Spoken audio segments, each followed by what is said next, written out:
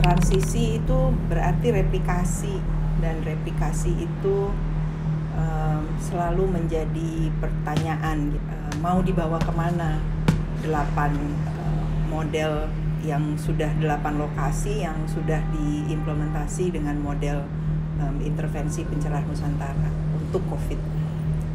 Jadi waktu itu akhirnya saya berkesempatan untuk bertemu dengan Gubernur Jawa Barat via Zoom dan mempresentasikan semua hasil dan proses semuanya, dari mulai rencana, konsep, proses, dan hasil yang sudah dicapai oleh PN COVID.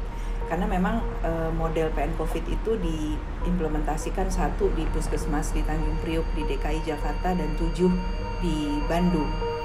Itu bukan itu tidak disengaja, memang Bandung dipilih karena padat penduduk dan lain-lain, tapi bukan dengan pemikiran untuk nantinya akan di upscale di Jawa Barat. CISDI secara pro bono memberikan bantuan kepakaran dan pendampingan teknis berupa yang pertama, kita melakukan rekrutmen dan peningkatan kapasitas SDM. Tapi waktu terjadi hasil, sudah ada dampaknya, ternyata hasilnya sangat baik, dan itu yang kemudian disajikan kepada Gubernur Jawa Barat, dan beliau melihat, mengamati semuanya, dan kemudian diberi kepercayaan oleh Gubernur. Lalu kita juga memberikan dukungan berupa dana program untuk peningkatan 3T dan promosi kesehatan. CISDI juga membantu puskesmas dalam menguatkan inovasi terhadap layanan esensial. Bahwa apa yang berhasil di 8 puskesmas ini diyakini oleh beliau akan bisa membawa dampak yang dibutuhkan untuk Provinsi Jawa Barat agar bisa keluar dari pandemi. Dan itu jalan keluarnya adalah di puskesmas, di layanan kesehatan primer.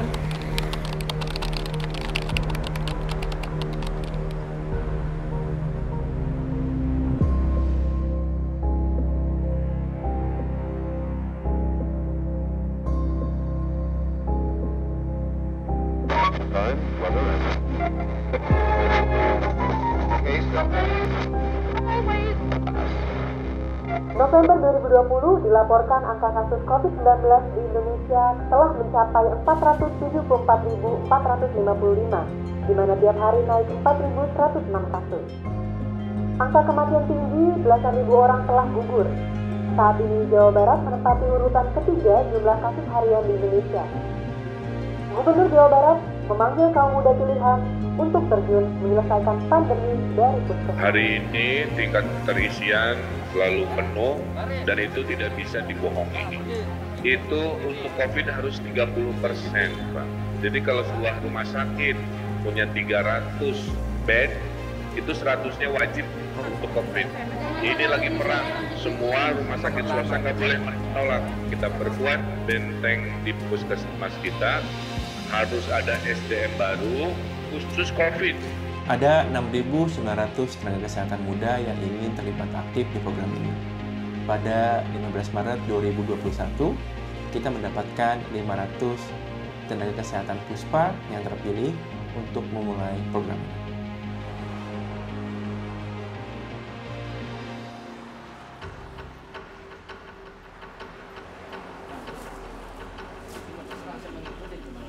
Sebenarnya untuk Puspa sendiri kita fokus di 3T. Atau yang pertama itu testing, kemudian T kedua tracing, ketiga treatment.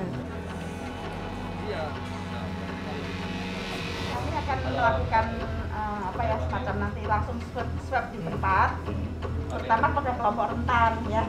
Untuk testing sendiri, kita pengen nih meningkatkan jumlah orang yang di testing, yaitu dengan cara meningkatkan jumlah hari pelaksanaan swab dan juga jumlah orang yang di testing. Justru karena tua, karena lansia, maka kita justru untuk perlu di swab karena kelompok rentan. Iya, jatuh tadi. Gak apa-apa, di swab aja kok. Kemudian yang kedua, tracing. Kita pengen meningkatkan jumlah kontak erat yang dilakukan pelacakan kontak, kurang dari 72 jam. Jadi semakin cepat kita lakukan tracing, semakin cepat kita temukan kasus, semakin kita tindak lanjuti. Kita dituntut gitu, merubah setidaknya dari 1000 berubah 10, menurun gitu perubahannya. Perubahan perilaku yang tadinya tidak mau pakai masker menjadi pakai masker. Termasuk concern kita terhadap prokes ini tentang kenapa sih harus ada testing, kenapa harus ada treatment, kenapa harus ada isolasi. Nah itu concern kita juga di sana. Jadi pasien itu nggak ada bilang lagi, kok saya di COVID kan, saya takut kehilangan pekerjaan. Di sini kan kita membangun gitu. Masker ya dipakai ya. Nah, yang ketiga ini adalah treatment. Untuk treatment itu kita pengen memisahkan nih orang yang sakit dengan orang yang sehat melalui isolasi mandiri atau karantina. Tentunya dua hal ini butuh pemantauan dari puskesmas. Nah, yang terakhir ini kita perlu meningkatkan kembali pelayanan esensial di puskesmas selama pandemi. Karena sebenarnya kelompok rentan seperti bayi balita, ibu hamil, kemudian lansia itu juga perlu kita upayakan hak kesehatannya dengan mendapatkan layanan esensial dari puskesmas. Gitu. Di tengah-tengah kegiatan kita itu ada lonjakan kasus yang bisa kita rekam dengan data yang dapat kita percayai sebenarnya itu sekitar 1.900 kasus positif yang ada. Itu pada awal akhir Mei sekitar tanggal 24 sampai 30 Mei sebenarnya yang lalu. Nah, kemudian pada bulan Juni itu mencapai puncaknya. Dan bulan Juni itu kasusnya itu sekitar 750 kasus per bulan gitu. Kebayang, sedangkan puskesmas Ciwaruga itu karyawannya itu tenaga kesehatannya hanya 18 orang dengan jumlah penduduk sekitar 45.000 sampai semua orang itu yang mau berobat, yang mau dirawat di rumah sakit sampai tidak bisa berobat, sampai kolaps lah ya istilahnya rumah sakit. Nah, itu yang mengakibatkan beberapa pasien COVID terpaksa mereka harus isolasi mandiri di rumah walaupun dalam kondisi bergejala, ada yang sedang sampai berat. Beberapa juga sampai tidak tertolong gitu ya.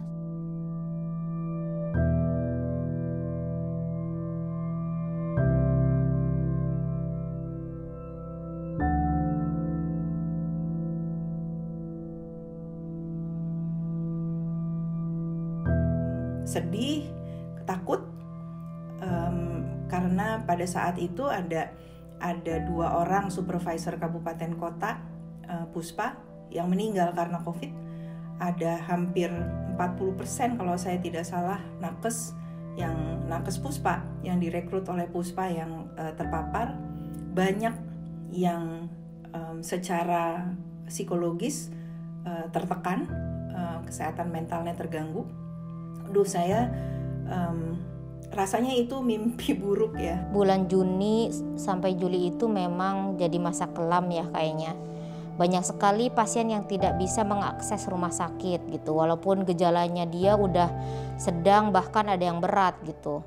Dan mereka yang mengalami perburukan itu akhirnya terpaksa harus meninggal di rumah. Hasil survei cepat yang kami lakukan di Puskesmas Puspa, terdapat 73 puskesmas yang melaporkan 1.900 pasien kontak erat dan konfirmasi yang sebelumnya sempat menjalani karantina dan isolasi mandiri akhirnya meninggal dunia. Data ini kami dapatkan dalam kurun waktu 2 bulan, 1 Juni sampai 31 Juli 2021. Ketika saya terjun gitu ya dan melihat langsung bagaimana si pasien ini sesak napas gitu kan, kekurangan oksigen dengan saturasi oksigen di bawah 80%, dan dia juga mau berjuang untuk kesehatannya sampai akhirnya meninggal gitu. Itu yang memang ya, melihat mayat dibungkus dengan tanpa dimandikan ya, dibungkus dengan plastik gitu kan, itu sebetulnya bikin sedih sendiri gitu. Kita kan nggak tahu ya kalau seandainya bagaimana kita sendiri yang ngalamin gitu. Kalau bukan kita sendiri siapa lagi yang membantu mayat-mayat tersebut.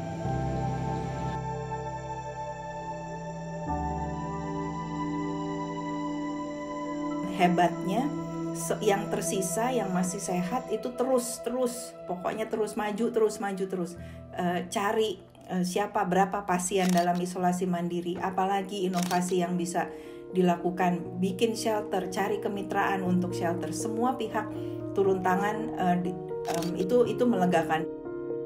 Kami melihat minimnya pemantauan pada pasien yang menjalani isoman menjadi salah satu penyebab tingginya angka kematian di rumah. Karena itu, membangun shelter isolasi mandiri terpusat bisa menjadi solusi atas kebutuhan mereka.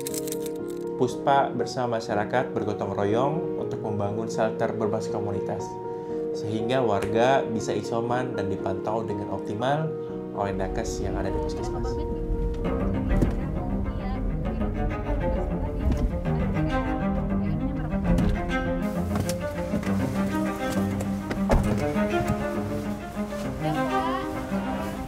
Berdirinya ruang isolasi Al-Barakah ini atas kemauan masyarakat dan didukung oleh para tokoh masyarakat juga, aparat desa dari RT, RW, Kepala Dusun dan Karang Taruna, sehingga dapat menimbulkan kekompakan yang sangat luar biasa dari dusun kami, contoh bagi desa-desa lain, khususnya di Desa Tukjambe dan Kabupaten Karawang. Dengan inovasi baru, Puspa memantau rutin data harian di dashboard untuk menjadi sistem peringatan dini, sehingga kita bisa melihat lonjakan dan tahu apa yang terjadi di lapangan. Kemudian, tim program bisa melakukan konsultasi dengan pakar Pemprov Jawa Barat untuk menentukan aksi cepat dan terukur.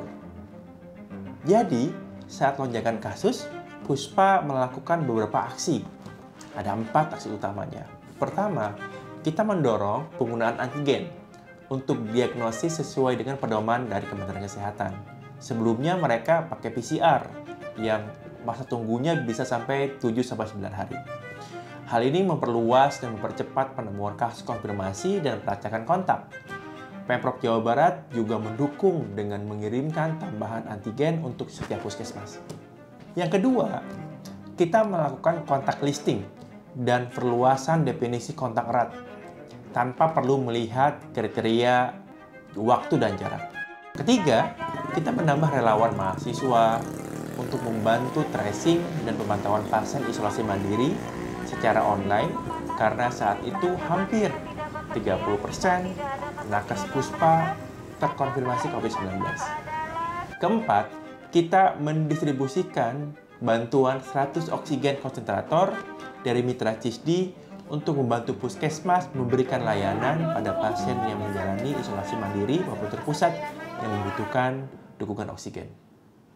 Dengan tim Satgas dari RT RW juga sangat membantu juga untuk pengadaan tabung oksigen yang pada saat kemarin itu memang sangat-sangat susah sekali ya didapatkan gitu. Jadi tim dari desa juga membantu untuk isi ulang. Untuk isi ulang kami jemput tabung oksigen kosong di rumah warga dan kami isi kembali, kami kasih lagi seperti itu. Dan juga di rumah sakit itu kan penuh ya gitu. Jadi kami juga agak kesulitan terutama untuk ibu hamil. Ketika dia dinyatakan positif, ada beberapa dari puskesmas hanya dikasih aja surat rujukannya tanpa tahu arah tujuan rumah sakit itu di mana. Gitu. Sedangkan ketika kami sampai di RSUD ya untuk rujukan terakhir ya itu semua penuh dan memang kekurangan tenaga medisnya gitu.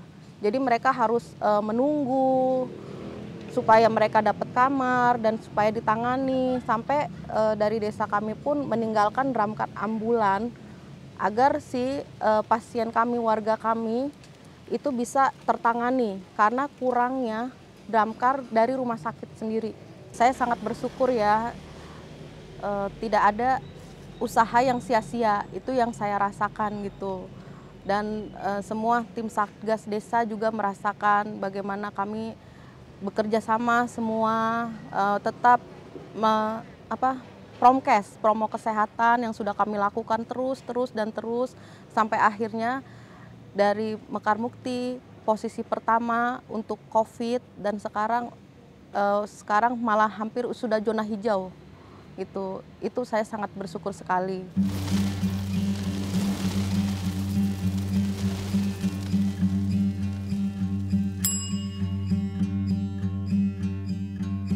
adanya kita atau Puspa di Puskesmas ini merupakan peningkatan performa atau penguatan testing, diantaranya yang tadinya jumlah testing dari 2 hari kita tingkatkan menjadi 5-6 hari, sehingga cakupan testing kita meningkat sesuai dengan standar WHO 1/1000 penduduk. Dari sana kita akan menumpukan kasus lebih cepat dan lebih tepat. Pernah bahkan saat lonjakan kasus sedang tinggi-tingginya di bulan Juli, Puskesmas Mustika Jaya yang ada di Kota Bekasi dalam 1 minggu mampu melakukan tes hingga 2.964 tes, hampir 3.000 tes dalam seminggu. Sumber daya kita yang terlatih untuk swabber agak kurang. Sekarang dengan kedatangan Puspa, dengan kehadiran mereka dan kita latih juga yang lain dan kolaborasi dengan Koramil dan pihak-pihak yang lain, termasuk juga sarana pelayanan kesehatan swasta, ini menjadi modal buat kita untuk melakukan testing lebih banyak sebenarnya. Nah, jadi ada beberapa hal yang memang menjadi tantangan di lapangan itu, di mana penerimaan di tingkat kabupaten dan puskesmas itu terhadap apa yang akan kita kerjakan ini kan menjadi tantangan ke depan apabila mereka belum memahami dengan benar. Nah, salah satu contoh sebenarnya waktu awal itu lebih banyak mereka itu lebih mempercayai pemeriksaan dengan PCR. Iya kan? Karena katanya PCR itu memang yang gold standarnya. Tetapi masalah dengan PCR tadi, itu pemeriksaannya itu lama. Bisa sampai dengan 10 hari. Ya akan bisa sampai 5 hari. Berarti dia tidak bisa mendeteksi dan langsung menanggulanginya. Karena hasilnya ditemukan sesudah 10 hari, tentunya mau bikin apa lagi, ternyata sudah menular kemana-mana. Nah, ada tools yang baru yang sudah diperkenalkan oleh Kementerian Kesehatan, yaitu rapid antigen. Nah, kita berusaha untuk memperkenalkan rapid antigen. Kenapa? Karena diperiksa sekarang, hasilnya juga sekarang bisa dapat. Jadi otomatis dapat kita menanggulanginya ini. Dan juga pengadaan alat tes masih belum memperhitungkan ketika terjadi lonjakan kasus. Selain itu, banyak kasus konfirmasi melakukan tes di luar puskesmas, sehingga kita tidak bisa melacak dengan cepat. Karena tidak ada koordinasi pelaporan antar puskesmas dengan Fasiankes swasta ataupun masyarakat. Kalau di awal-awal dulu, fenomenanya adalah takut di stigma. Kalau seandainya kita lakukan pemeriksaan, hasilnya positif, itu ada stigma dari masyarakat seperti penyakit aib lah begitu ya. Sehingga mereka kalau terdeteksi positif mereka akan menyembunyikan. Sehingga kita untuk melacak itu juga susah. Ditambah warga yang sedang isolasi mandiri kurang mendapatkan akses informasi pada jaminan sosial.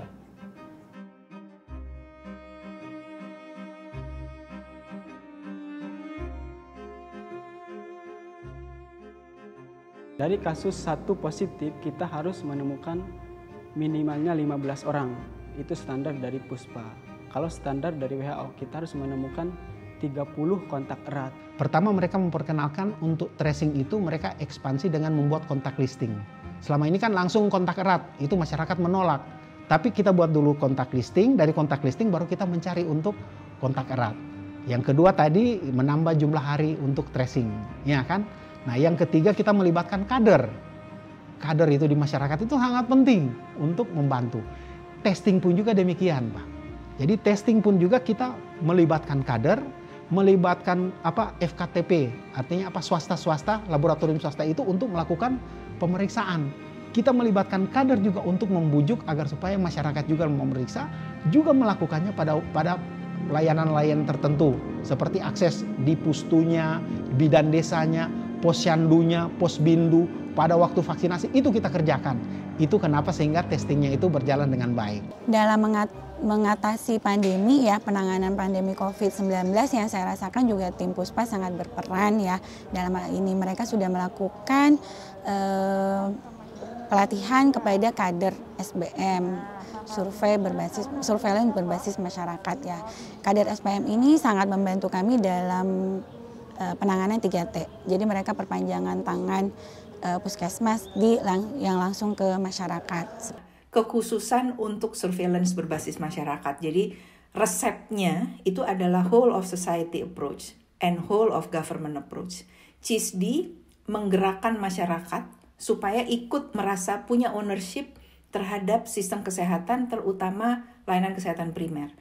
Gimana caranya? Caranya adalah dengan optimalisasi peran kader. Tapi dengan tujuan akhir bahwa kader ini adalah sebuah pekerjaan yang bersifat profesi, seperti profesional. Tantangan tracing. Satu, ada banyak platform pelaporan. Sehingga ini menjadi beban administratif dan kualitas data di puskesmas jadi berkurang. Aplikasi pelaporan daerah, kayak Pikobar di Jawa Barat, harus juga nginput di All New Record. Terus belum nanti tiap kabupaten kota juga memiliki pelaporan tersendiri. Kedua, peran kader belum dioptimalkan. Masih banyak yang belum menganggarkan insentif untuk mereka. Ketiga, kontak missing. Karena kontak erat yang tinggal di luar wilayah kerja puskesmas, bekerja di luar wilayah, atau identitasnya tidak diketahui. Keempat, kontak erat berhasil teridentifikasi, tapi menolak diwawancara.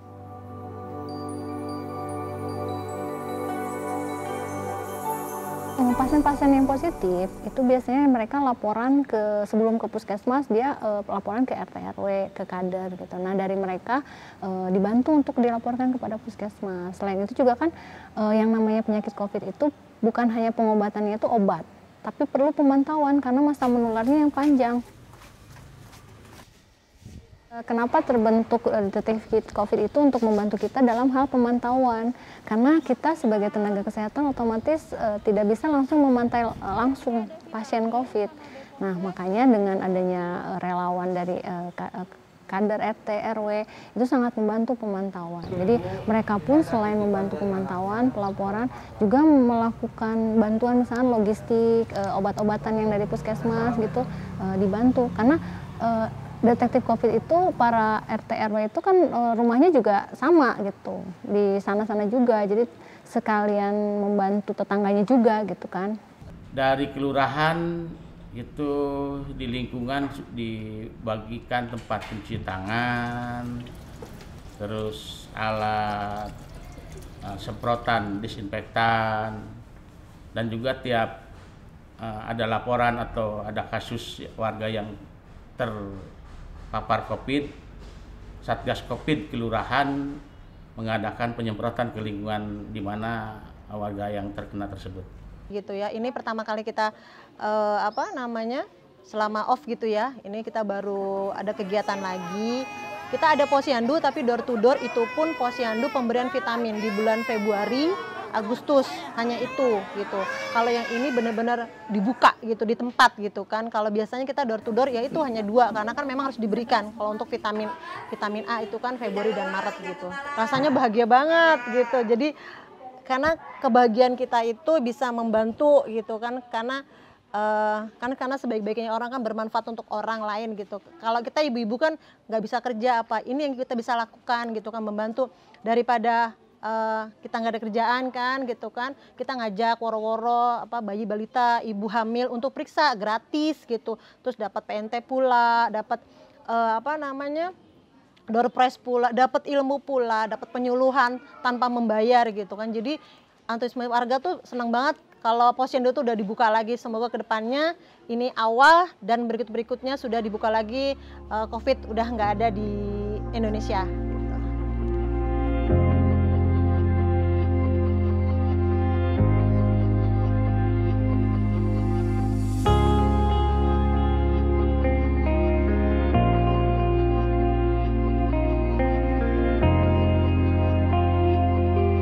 Adapun tugas saya sebagai supervisor di program Puspa ini adalah menjembatani antara teman-teman tim Puspa yang berada di puskesmas dengan lintas sektor. Dalam hal ini lintas sektornya adalah pemerintah Kota Depok dan tokoh masyarakat, tokoh agama, atau 3 pilar yang ada di kecamatan.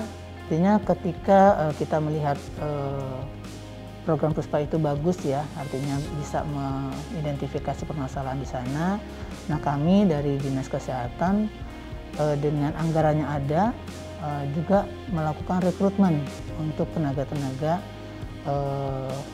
kesehatan maupun tenaga administrasi untuk bisa melakukan replikasi tersebut, sehingga diharapkan semua puskesmas yang ada di Kota Depok memiliki program yang sama dengan program Puspa. Jadi kalau yang kami rasakan terutama ya dari kegiatan program Puspa ini adalah adanya analisa situasi di masing-masing wilayah yang membuat kita jadi tahu permasalahan di puskesmas itu, wilayah itu apa, dan sangat berbeda untuk tiap-tiap puskesmas karena masyarakat yang dihadapinya berbeda, ada yang urban, ada yang rural, dan itu penanganannya akan menjadi berbeda. Puspa membuktikan bahwa kehadiran mereka sangat bermanfaat. Ya. Hasil data-data menunjukkan bahwa target-target yang kita inginkan itu tercapai. Dan memang beberapa hari lagi program ini akan berakhir. Tapi dengan hasil yang seperti ini, dinas kita malah termotivasi untuk mereplikasi Puspa ini untuk ke puskesmas yang lain di kabupaten ini. Kepada masyarakat bahwa mereka juga harus peduli dengan pandemi ini, ya. Jadi jangan semua menggantungkan ini kepada upaya dari pemerintah, tetapi mereka juga harus berupaya, terutama dengan melakukan 5M. Sistem ini bisa berjalan. Salah satunya yang pendukungnya adalah kita punya kader SBM yang sudah dilatih mereka nih, kader SBM yang kita namakan Sakasake sebenarnya. Satu kader satu keahlian. Mereka salah satu kader yang kita latih di setiap posyandu. Pada 40 posyandu, kita punya 40 kader sanitasi khusus untuk COVID. Dan ini nanti akan menjadi kader sanitasi kita untuk ke depan. Adanya program Puspa ini sangat berdampak bagus ya untuk semua program-program puskesmas. Jadi yang sebelumnya ada misalnya selalu ada berpikir gap antara UKP, upaya kesehatan perseorangan dengan upaya kesehatan masyarakat gitu ya. Tapi dengan adanya program Puspa ini itu jadi lebih bisa sinergi, kolaborasi seperti itu. Yang selama ini kita merasa bahwa kesehatan itu hanyalah urusan puskesmas seperti itu ya. Tapi ternyata dengan adanya kegiatan-kegiatan seperti ini, lintas sektor itu lebih memahami bahwa ini adalah tanggung jawab bersama. Saya sih berharap tetap semua program-program Puspa yang sudah dijalankan kemarin-kemarin yang sudah bagus itu tetap bisa berlanjut ke depannya nanti. Kolaborasi ini yang akhirnya menghadirkan Puspa ke publik Jabar. 7,2 juta orang yang tersentuh oleh